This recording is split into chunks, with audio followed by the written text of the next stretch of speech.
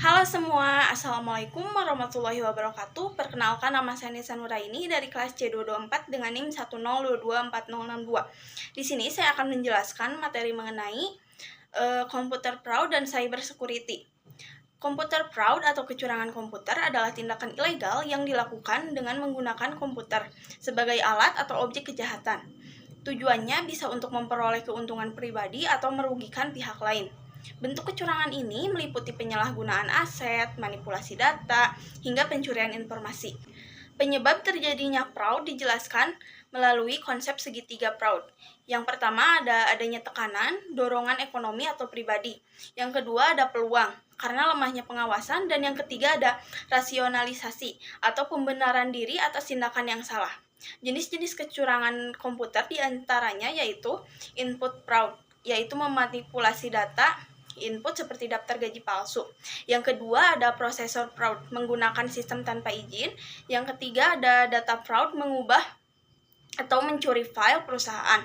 Dan yang terakhir ada output fraud, menyalahgunakan hasil sistem. Selain itu, terdapat berbagai bentuk kejahatan komputer lain seperti illegal access atau hacking, illegal content, menyebarkan konten tidak sah, data forgery atau pemalsuan data, spionage, cyber, data theft, pencurian data, dan misuse of devices, penyalahgunaan alat komputer.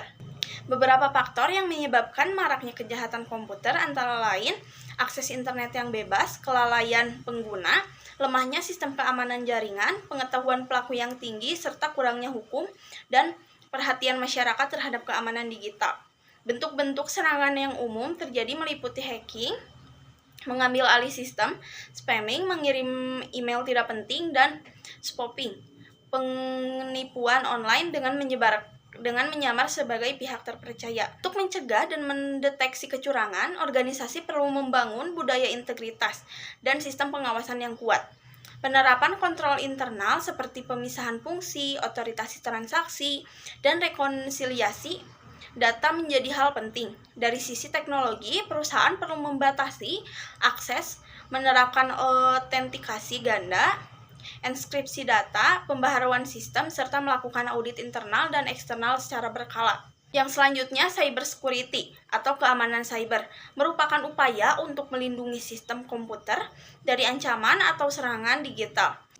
Ada 3 konsep utama dalam keamanan cyber. Yang pertama ada kerahasiaan, yang kedua ada integrity atau keakuratan dan keaslian data, yang ketiga ada availability atau ketersediaan sistem.